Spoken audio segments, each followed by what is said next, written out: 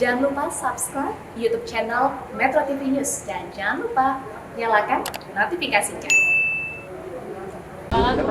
Komisi Pemberantasan Korupsi dianggap tidak mampu mengurai bukti soal keterlibatan Samintan dalam kasus pemberian gratifikasi kepada mantan Wakil Ketua Komisi 7 DPR RI, Eni Maulani Saragih. Karena itulah Mahkamah Agung menyatakan Samintan tetap bebas.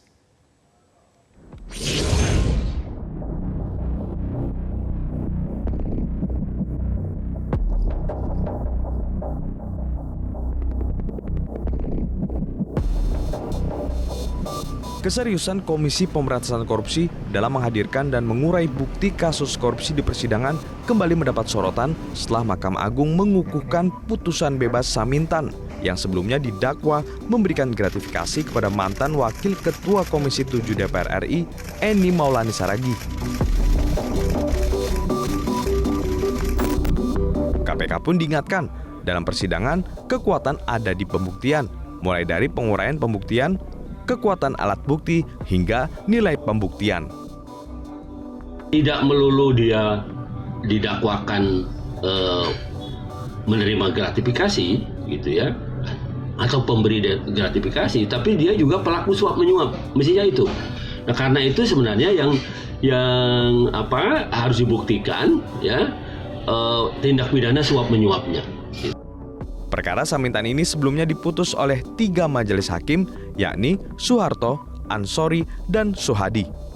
Dalam amar putusan kasasi, hakim tak melihat adanya unsur gratifikasi yang dilakukan oleh Samintan ke Eni Maulani Saragih. Sebab Samintan dan Eni sama-sama menyatakan tidak ada kesepakatan tentang pemberian uang sejumlah 4 miliar rupiah.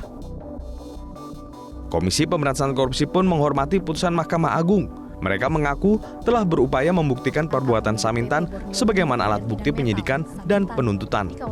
Langkah KPK untuk melakukan upaya hukum kasasi ke Mahkamah Agung ini merupakan bentuk keseriusan kami untuk dapat membuktikan perbuatan dari terdakwa ini sebagaimana hasil proses penyidikan dan penuntutan yang dilakukan oleh KPK. Namun demikian, atas putusan dimaksud tentu kami menghormati apa yang telah diputuskan oleh majelis hakim di tingkat kasasi pada Mahkamah Agung. Bukan kali ini saja KPK kalah di tingkat Mahkamah Agung. Akhir Desember 2021, kasasi KPK terkait dugaan penerimaan suap mantan Sekretaris Mahkamah Agung Nur Hadi juga ditolak MA.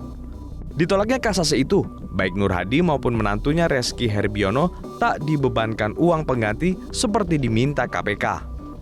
Tim Liputan, Metro TV.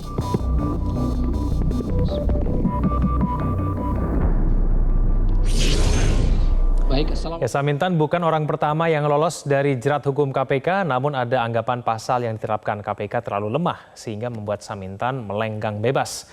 Benarkah demikian? Kita akan membahasnya bersama dengan Wakil Ketua KPK Nurul Gufron serta pakar hukum pidana Asep Iwan Iriawan. Kang Asep, Pak Gufron, selamat malam. Malam, Pak Gufron. Selamat malam, Mas. Ya, salam sehat semuanya, Kang Asep. Lagi-lagi KPK kalah di tingkat kasasi. Apakah ini semakin membuktikan bahwa KPK lemah dalam pembuktian? Ya, sekali lagi kan bukan soal kalah atau menang, tapi kan sekali lagi kan kita logika hukumnya harus berjalan.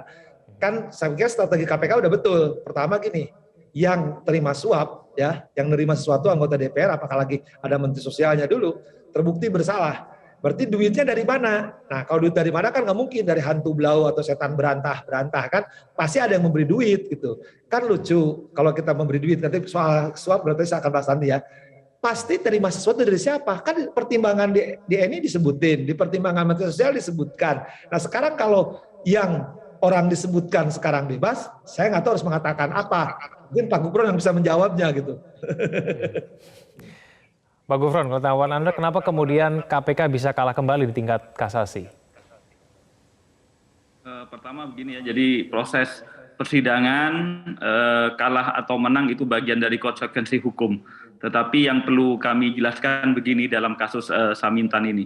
Jadi kasus yang utama sesungguhnya OTT KPK dalam kasus yang menyeret Samintan ini kan semula adalah penerimaan suap dari Eni Maulani Saragih dari Johannes Budi Sutisno Koco. Itu dalam kerangka pemenangan tender PLTU di Riau. Itu semula ya.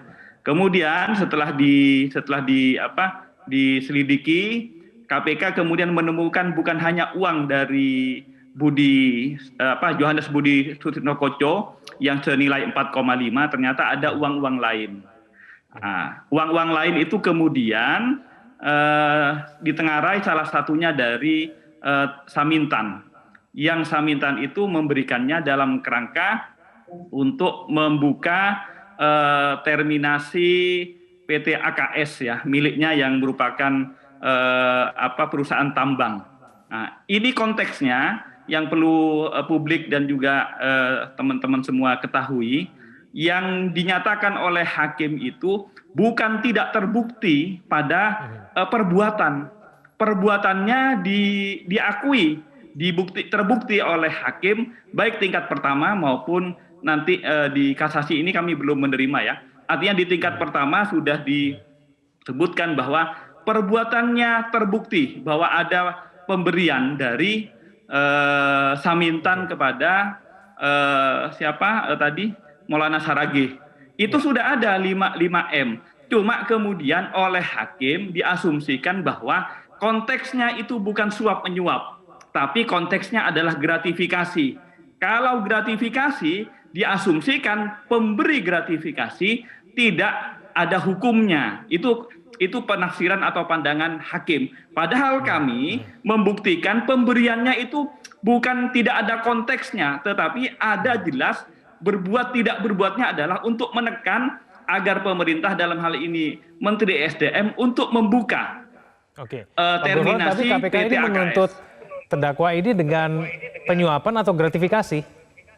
Dengan penyuapan, kita mendakwanya dengan penyuapan. Cuma kemudian oleh hakim diperspektifkan dia sebagai pemberi gratis begitu. Ini persoalan. Jadi tidak sedang berbicara fakta ya, tentang keterbuktian fakta di tingkat pertama itu sudah diakui. Tinggal kemudian mengkategorikan perbuatan itu sebagai pemberi gratis ataukah sebagai suap menyuap begitu. Kang Asep, menurut Anda masalah di mana? Apakah ini artinya kemudian bukti-bukti yang diberikan itu lemah sebetulnya? Ya, sekali lagi kan di kasusnya yang anggota wakil ketua komisi itu, DPR itu kan jelas itu pasal suap. Di antaranya tadi ada berbagai termasuk Sutrisno maupun dari Intan. Maka di dakwaan KPK udah bagus tepatnya. Jadi penerima itu terbukti dulu. Kalau penerima terbukti otomatis pemberi salah satunya. Nah, salah satu pemberi tadi adalah si S ini kan. Nah, sekarang ketika hakim menafsirkan bahwa ini gratifikasi, kan pasal gratifikasi itu jelas seharusnya kan, itu bukan gratifikasi bla bla bla lah, nggak usah dijelasin lagi. Nah sekarang betul itu ada pemberian, kalau menurut KPK itu adalah suap gitu kan, sebagaimana dipertimbangkan diputuskan untuk anggota DPR tersebut kan. Nah sekarang tapi yang ketika yang diajukan sekarang salah satu pemberi suap, menurut hakim itu gratifikasi. Padahal pengertian gratifikasi yang dilakukan oleh yang dibebaskan ini sekarang itu bukan gratifikasi menurut saya, itu suap. Sekali lagi kan pemberian dari beberapa orang dikatakan oleh Pak Urugupron juga. Nah ini kualifikasi yang sekarang ini memudahkan tadi ya, supaya proyek-proyek lainnya mulus lah dengan bahasa sederhana. Ya pulus ini jalan gitu kan. Nah tapi sekali ini bukan gratifikasi, tapi kita hormati lah itu putusan res judikata. Saya termasuk yang beranggapan putusan PN ini yang dikuatkan oleh MA kan menguatkan PN. Nah anggapannya itu gratifikasi. Menurut saya itu bukan gratifikasi, itu suap. Oke, ini kalau kasasi ditolak karena percakapan WA antara Eni dan Samintan dinilai tidak secara jelas menggambarkan gratifikasi ya, meskipun ada ucapan terima kasih dari Eni dan kemudian staf ahlinya memang menerima uang 4M. Bentuk percakapan seperti apa sebetulnya yang secara jelas bahwa itu menggambarkan gratifikasi? Ya tadi Pak Gubernur kan ada uang 5 bla bla bla itu ya. Dan itu dipertimbangkan si anggota DPR itu yang wakil ketua komisi kan jelas ada ya. Jadi tidak harus melalui percakapan. Suap itu kan berbagai macam cara di KPK itu kan banyak, tidak KPK di kepolisian kejahatan itu modus-modus suap itu kan banyak ya. Nah sekarang jangan beranggapan bahwa percakapan itu tidak membuktikan. Kan tidak harus alat bukti kan banyak 5. Nah, jejak digital itu kan ketika jaksa dakwaan dalam persidangan kan fakta itu terungkap. Baik, Pak Gufron, kalau melihat mengenai putusan MA ini menambah daftar panjang MA terkesan memanjakan koruptor begitu. Tanggapan Anda? saya tidak akan menilai kesannya ya, tapi saya bicara secara hukum. Ini lagi yang perlu perlu dicermati. Jadi pandangan hakim bahwa menganggap ini sebagai sebuah gratifikasi karena diasumsikan bahwa Eni Mulia Saraghe sebagai pimpinan Komisi 7 pada saat itu DPR RI itu tidak memiliki wewenang untuk melakukan pembukaan ataupun penutupan terminasi PT AKS. Asumsinya itu. Tetapi sebenarnya perbuatannya memang tujuannya untuk membuka terminasi. Tapi yang dilakukan oleh Eni Mulia Saraghe ini perbuatannya adalah dengan menekan. Pada saat raker itu dengan menekan Kementerian ESDM supaya membuka. Itu di forum itu. Nah, itu tidak berbuatnya sebenarnya itu. Bukan karena memang bukan berwenang, tidak berwenang membuka ya, tapi untuk membukanya itu kemudian menggerakkan Eni dengan cara memberi sesuatu itu untuk berbuat menekan. Menekan itu kan sudah juga tidak berbuat yang melanggar hukum dalam pandangan KPK. Memang tidak langsung kepada pembukaan terminasi PT AKS-nya. Ini yang dalam pandangan hakim bahwa yang memiliki wewenang untuk membuka adalah Kementerian ESDM. Baik, Pak Gufron, kali ini sudah putusan MA, selanjutnya akan melakukan tindakan apa dari KPK sendiri? Kami tentu sekali lagi menghormati putusan Mahkamah Agung dan selanjutnya kami akan menerima dulu, menunggu proses putusannya kami terima. Tentu kami akan kaji lebih dahulu. Selanjutnya nanti kami akan tentukan apakah langkah hukum yang akan kami lanjutkan, menerima atau melakukan upaya hukum peninjauan kembali. Baik, kita tunggu nanti langkah selanjutnya dari KPK. Terima kasih Pak Gufron, terima kasih Kang Angsat telah bergabung sama kami di Prime Time News. Selamat malam.